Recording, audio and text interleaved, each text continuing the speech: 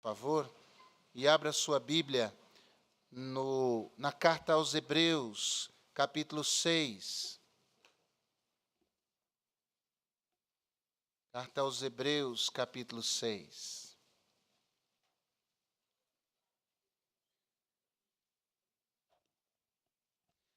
Leremos dos versos 17 a 20, pensando sobre a esperança que nunca morre. Hebreus 6, verso 17. Por isso, querendo Deus mostrar mais abundantemente a imutabilidade do seu conselho aos herdeiros da promessa, se interpôs com juramento, para que por duas coisas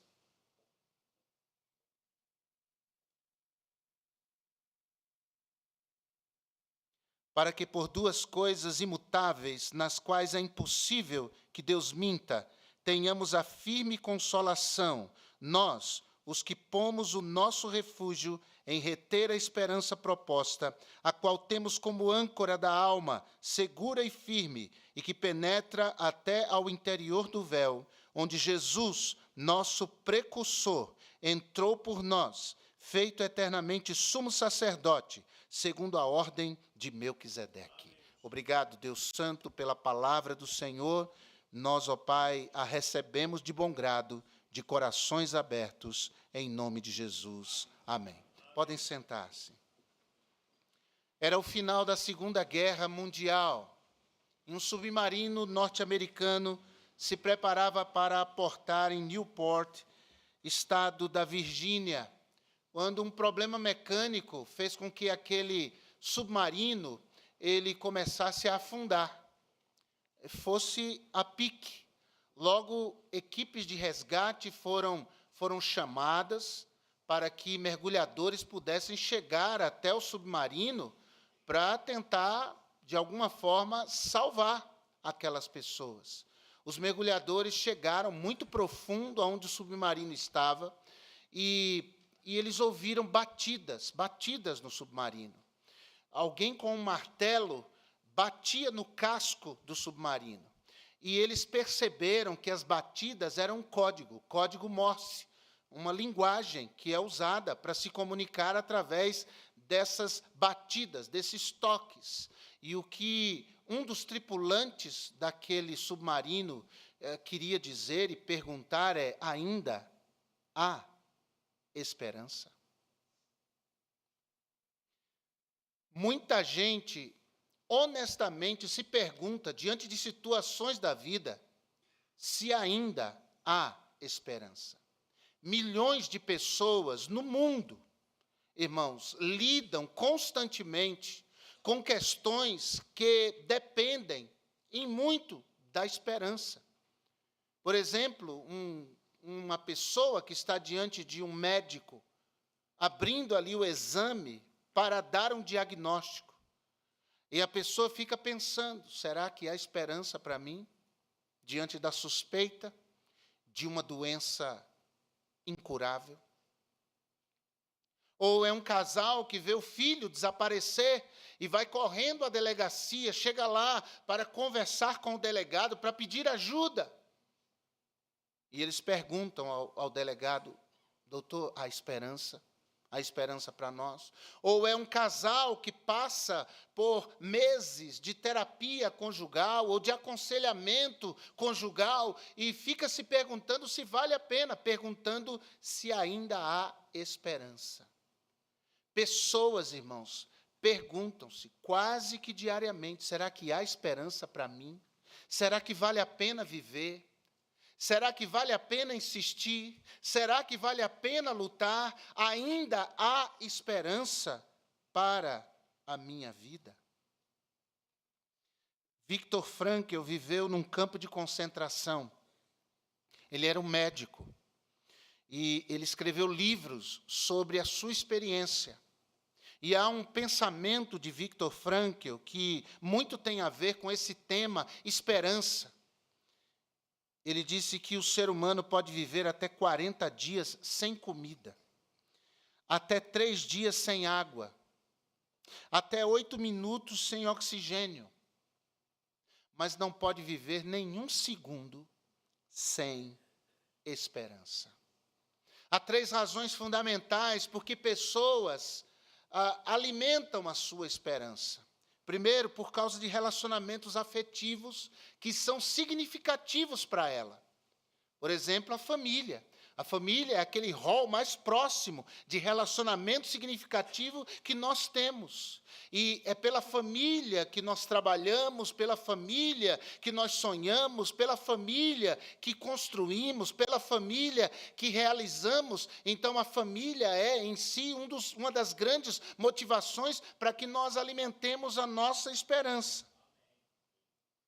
Mas há pessoas também que alimentam esperança por causa de um serviço ou de uma habilidade.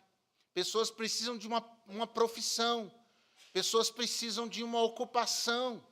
E pessoas gostam de mostrar que são habilidosas, gostam de mostrar que são competentes no seu trabalho, naquela atribuição que receberam, naquela responsabilidade que lhes foi imposta. Então, essas pessoas tentam caprichar o máximo, ter um grande desempenho. E essa motivação para acordar cedo e ir trabalhar na esperança de fazer um bom trabalho, de ser elogiado, de ser reconhecido. É por isso que pessoas que perdem o emprego e ficam muitos meses desempregadas começam a sofrer.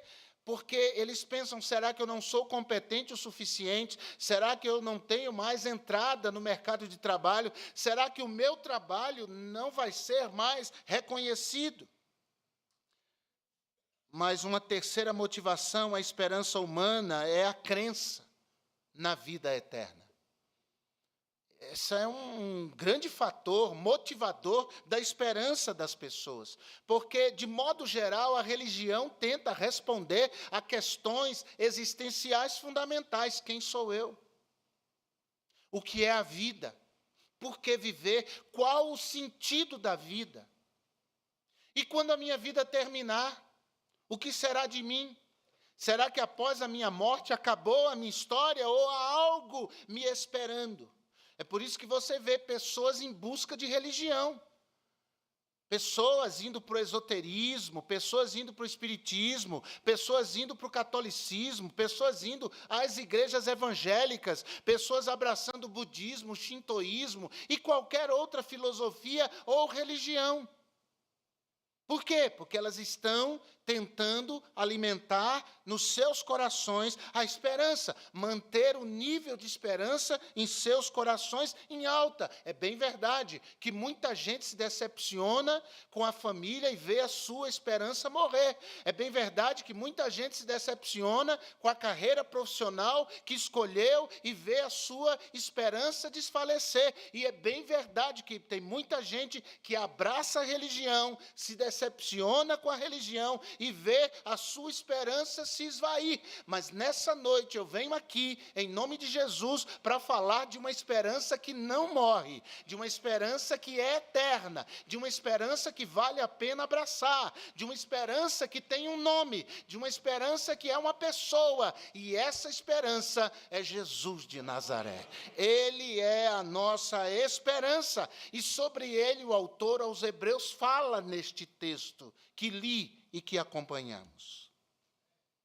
3 afirmações que quero destacar sobre a esperança que não morre. A primeira afirmação é a que diz que a esperança que nunca morre está no propósito que nunca muda. Leiamos novamente o verso 17. O autor aos Hebreus diz: por isso, querendo Deus mostrar mais abundantemente a imutabilidade do seu conselho aos herdeiros da promessa, se interpôs com juramento. E note que essa afirmação é interessante, porque Deus quis dar-nos tanta certeza de que Ele está comprometido conosco, tanta certeza que o seu plano para a nossa vida haverá de se cumprir, que Ele até jurou. E jurou por si. Eu juro que o meu propósito para a sua vida, que o meu plano para a sua vida haverá de se cumprir. E o nosso Deus promete e cumpre. Números 23, 19 diz que Deus não é homem para mentir. nem filho de homem para se arrepender. Números 23, 19 diz que se Deus prometer alguma coisa, ele haverá de cumprir. A maior de todas as promessas que ele fez a nós, haverá de cumprir. 1 de João, capítulo 2, verso 22. E esta é a promessa que ele nos fez, a vida eterna. Ele prometeu, ele há de cumprir. O propósito que Deus tem para a sua vida, o propósito de Deus para a minha vida, o Senhor haverá de cumprir. Esse propósito não mudará.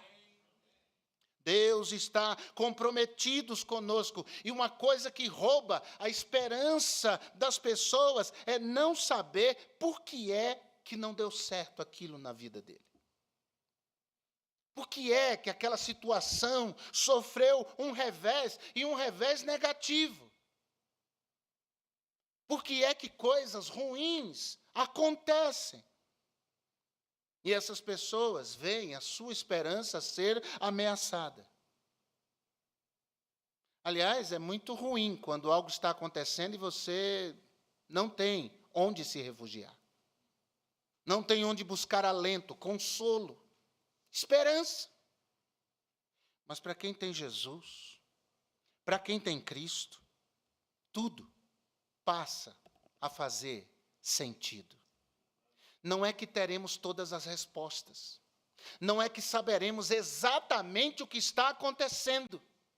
Mas é que a nossa esperança está guardada em Deus, o nosso Senhor. É que nós podemos, apesar da contrariedade, continuar lutando, porque a nossa esperança não está na contrariedade, nossa esperança não está na circunstância, nossa esperança está em Deus. Então, nós continuamos. Teimosamente insistimos e continuamos a viver um dia de cada vez, apesar dos pesares da vida. A explicação para todas as coisas encontra-se em Deus. Por isso Jó disse no capítulo 42, verso 2, Jó 42, verso 2, olha aí, Jó 42, verso 2, deixa a Bíblia falar com você, Jó 42, verso 2, porque eu sei que o meu Redentor vive, e por fim se levantará sobre a terra. É 19, 25. Mas Jó 42, 2 diz, bem sei que tudo podes, e nenhum dos teus propósitos pode ser impedido. O profeta Isaías, no capítulo 43, verso 13, diz, ainda antes que houvesse dia, eu sou. É Deus falando. E ninguém há que possa escapar das minhas mãos. E Deus prossegue dizendo, agindo eu, quem? Quem? Quem? Deem seus nomes, façam uma fila, se habilitem a me enfrentar. Em outras palavras, é isso que Deus está dizendo, é um desafio. Quem se habilita a me enfrentar? Quem se habilita a impedir aquilo que eu disse que vou realizar e fazer? Quem? Ele diz, agindo eu, quem impedirá? Como disse, é muito difícil enfrentar uma dificuldade sem saber o motivo, mas para quem conhece a Deus, os porquês, os paraquês, perdem toda importância. O ano de 1997 foi um ano extraordinário para mim, como pastor, como pai. Foi maravilhoso. A nossa igreja em Santo André cresceu exponencialmente, vidas se convertendo, a obra missionária sendo realizada, a igreja indo para a rua evangelizar, ações de várias formas para alcançar pessoas perdidas. Eu estava muito feliz. E os irmãos sendo abençoados.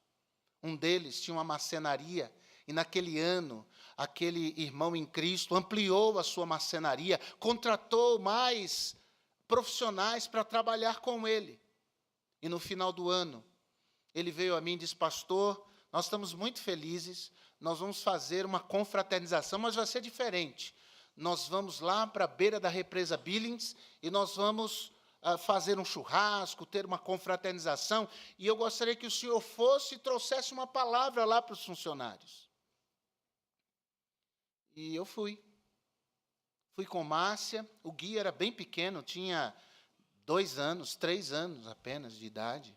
Aliás, ontem completou 30 anos. Como o tempo passa, meu Deus do céu, ainda bem que eu continuo novo, louvado seja Deus. E aí nós fomos. Dentre esses funcionários, um deles, especial, Walter. Walter era irmão da missionária Nilce, está lá em Buritirama, na Bahia. Walter era um dos funcionários. Tivemos aquele tempo de comunhão ali, e depois, irmãos, comemos e ficamos por ali, cantando e nos confraternizando, até que fomos tomar banho na represa. E quando menino, garoto, adolescente, lá em Olinda, Pernambuco, é a cidade onde eu cresci, eu nasci em Recife, mas cresci em Olinda. Nós íamos para a praia de Bairro Novo, íamos a pé, perto, relativamente perto, e íamos jogar bola, eu, os meninos da igreja, sempre depois das vigílias. Então, pegávamos uma bola, íamos cada um na casa de um, eles iam, trocavam a roupa, e a gente ia até chegar na praia. E a maré baixa, uma faixa de terra lá no dique, nós atravessávamos a água na cintura, ficávamos jogando bola, a maré subia e a gente voltava nadando. Fiz isso muitas vezes, muitas vezes. E ali nadando, eu vi o outro lado da represa, praticamente a mesma distância que nadava em Olinda, e eu fui nadar, fui atravessar para o outro lado. E comecei a nadar. Eu tinha 27 anos, ainda tinha alguma força física, e aí fui. E comecei a nadar, atravessando a represa, e percebi, tinha alguém me seguindo. E eu olhei para trás, era o Walter. Braçadas, Walter tinha 33 anos, eu 27. Eu olhei, vi que ele vinha e continuei nadando. Continuei nadando, até, irmãos, mais ou menos no meio do percurso, eu ouço os gritos de socorro. Eu ouço os gritos de socorro e eu me volto para trás e vejo o Walter se debatendo. E, de repente, o Walter afundou. Eu já estava cansado, mas voltei nadando e mergulhei para tentar salvar o Walter. Eu nunca tinha salvado ninguém, eu não tinha treinamento para salvar gente afogada, nada. E eu mergulhei. E subi o Walter e depois subi para respirar. E o Walter afundou de novo. E eu voltei lá embaixo e suspendi ele. E depois subi para respirar. E o Walter afundou. E havia uns pescadores do outro lado. Eu dizia, ajuda, por favor, vem ajudar, ajuda a gente. E eles disseram para mim, irmãos, isso aí não tem jeito não, não tem jeito, você vai morrer também. E eu mergulhei, levantei o Walter e fiquei, irmãos, levantando o Walter lá, esperando que eles viessem. Mas ninguém veio. Nisso, os irmãos do outro lado corriam para atravessar por terra. Do outro lado, a distância grande para chegar. E eu subi de novo. E o Walter não subiu mais. Naquele momento, eu percebi que minhas forças foram embora. E eu comecei a afundar. Naquele momento eu pensei, agora é a minha partida. Mas me veio à mente, nada de costas. Nada de costas. Então, de costas, eu fui devagarinho, e cheguei ao outro lado. Os pescadores já tinham colocado seus apetrechos nas bolsas, sacolas, e tinham ido embora. Gritei com eles ainda, chamando-os de covarde, porque é o que eles eram. Eu sentei do outro lado da represa, e era um lugar tão lindo, irmãos, tão lindo, tão lindo. E ali sentado eu perguntei a Deus, Senhor, por quê? Deu tudo certo. O ano foi uma bênção. Por quê? Foi a última vez que eu perguntei a Deus por quê. Os bombeiros vieram, Umas 2 horas depois, o Wagner, irmão do Walter, estava lá, já havia chegado. Ele era gêmeo, Walter e Wagner, gêmeos. Quando os bombeiros puxaram aquela cena para mim, uma cena horripilante. E ele correu quando os bombeiros trouxeram o corpo para a beira da represa, ele abraçou o seu irmão chorando. Aquilo para mim foi muito difícil. Isso era dia 22 de dezembro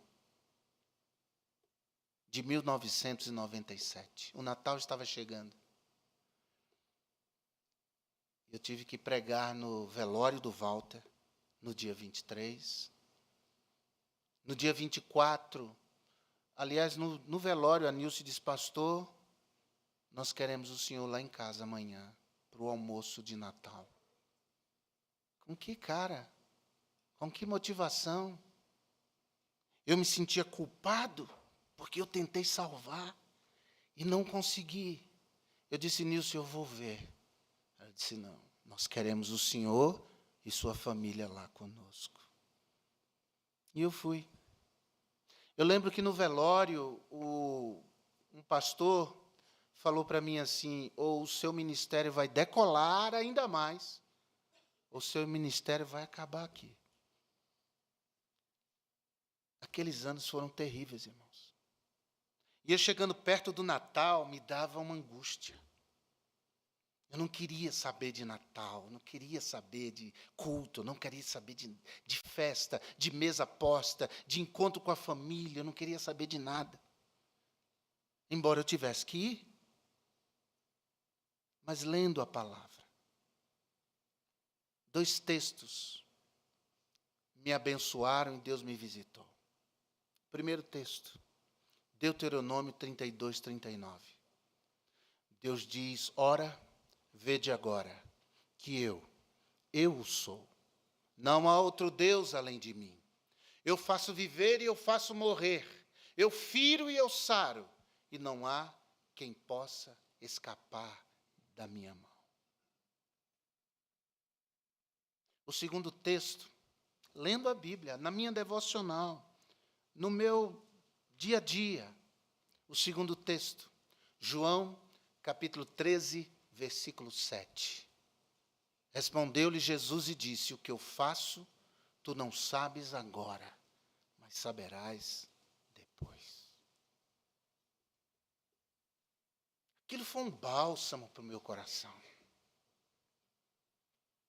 Aquilo era Deus me pegando nos braços, me consolando, curando a minha alma, para que eu pudesse prosseguir, enchendo meu coração de esperança. Que um dia eu vou para o céu. E eu vou encontrar o Walter lá no céu. A esperança que nunca morre, meus irmãos, está de fato ligada a esse propósito que nunca muda. Deus tem os seus planos. E o que Ele faz, o que Ele fez eu não entendia. Por que permitiu? Por que isso? Mas para quem tem a sua esperança firmada em Deus, os porquês e os paraquês perdem a sua razão de existir. Apenas somos tomados por um impulso que nos leva a nos colocarmos nas mãos de Deus, nele confiar e a Ele confiar a nossa vida. Segundo, a esperança que nunca morre também está no refúgio que nunca se abala. O verso 18 diz: para que por 2 coisas imutáveis, nas quais, Hebreus capítulo 6, versículo 18, para que por 2 coisas imutáveis, nas quais é impossível que Deus minta, tenhamos a firme consolação, nós, os que pomos o nosso refúgio em reter a esperança proposta. A esperança que nunca morre está não só no propósito que nunca muda, mas também no refúgio que nunca se abala, porque todo ser humano precisa se sentir seguro. É uma necessidade nossa. ao nosso equilíbrio emocional e até mesmo espiritual. Mas onde está o refúgio verdadeiro? O refúgio verdadeiro está nas nossas lideranças políticas. O refúgio verdadeiro está no poder da polícia, do exército, da marinha, da aeronáutica. O nosso refúgio verdadeiro está em um carro blindado. Nosso refúgio verdadeiro está nos seguranças que cuidam da nossa casa. Nós sabemos que o nosso refúgio está em Jesus. Jesus é o nosso refúgio. A Bíblia diz que Deus é o nosso refúgio e fortaleza, socorro bem presente na angústia. Por isso, naquela escuridão, no meio do mar da Galileia, Jesus vai ao encontro dos seus discípulos e diz: tem de bom ânimo, sou eu, não temais. Não temas, não temas. A palavra de Deus assim nos diz, não é? Não temas, eu sou contigo. Não te assombres, eu sou teu Deus. Eu te esforço, eu te sustento com a destra da minha justiça. Deus é o nosso refúgio, Deus é a nossa fortaleza, Deus é o nosso socorro, presente na angústia. Em Cristo como nosso refúgio, nós enfrentamos as adversidades da vida, porque as tempestades vêm, mas nós nos refugiamos no esconderijo do Altíssimo. O ano passado, o versículo promessa de Deus para a minha vida foi o Salmo 57, verso 1. Tem misericórdia de mim, ó Deus, tem misericórdia, porque eu confio em Ti, e debaixo das Tuas asas me abrigo, até que passem as calamidades. Louvado seja Deus. É debaixo das asas do Senhor que nós encontramos refúgio para a nossa vida, e por isso nós podemos ter esperança. Nossa alma pode refugiar-se em Jesus. Nós podemos colocar as nossas vidas nas mãos de Deus, ficar debaixo das asas do Eterno, até que passem as calamidades, até que passem as tempestades, até que passem as dificuldades, até que passe a tristeza. Você está triste, você está desanimado, corra para debaixo das asas do Senhor, se refugie lá. Essa tribulação vai passar, essa tempestade vai passar, essa desagregação familiar, essa dificuldade no emprego, essa enfermidade, tudo vai passar, mas você ficará seguro debaixo das asas do Senhor, seu refúgio, fortaleza, socorro que é presente na hora da tribulação. Em terceiro e último lugar, a esperança que nunca morre está no Cristo, que sempre intercede. Versículo 19, a qual temos como âncora da nossa alma, é a esperança, segura e firme, que penetrou até ao interior do véu, onde Jesus, nosso precursor, ou seja, aquele que veio antes de nós, entrou por nós, feito eternamente sumo sacerdote, segundo a ordem de Melquisedeque. Qual era o trabalho de um sumo sacerdote? O trabalho de um sumo sacerdote era interceder, ou, em última análise, levar as causas do povo a Deus. Esse era o trabalho do sumo sacerdote.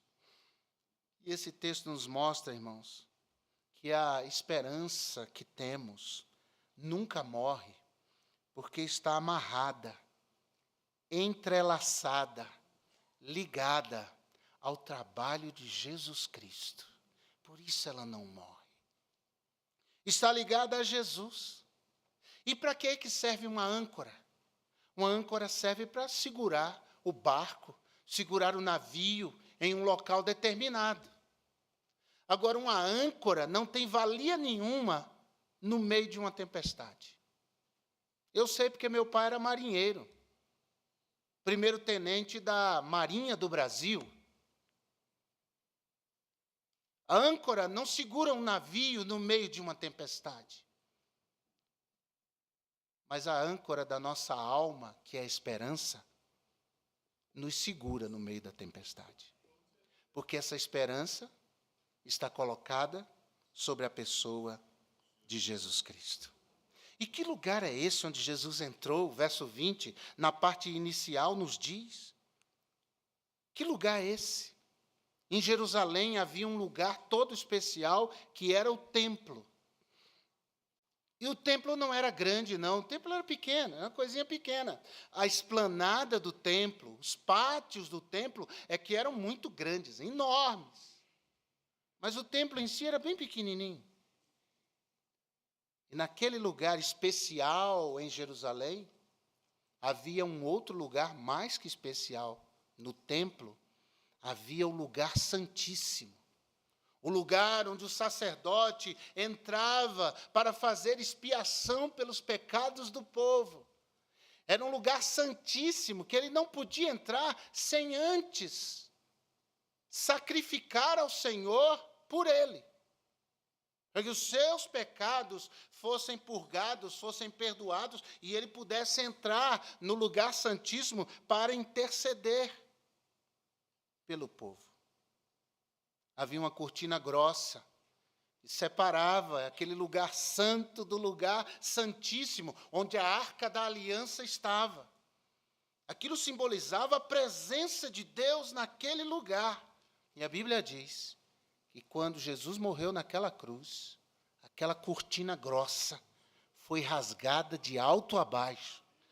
Deus pôs fim à separação.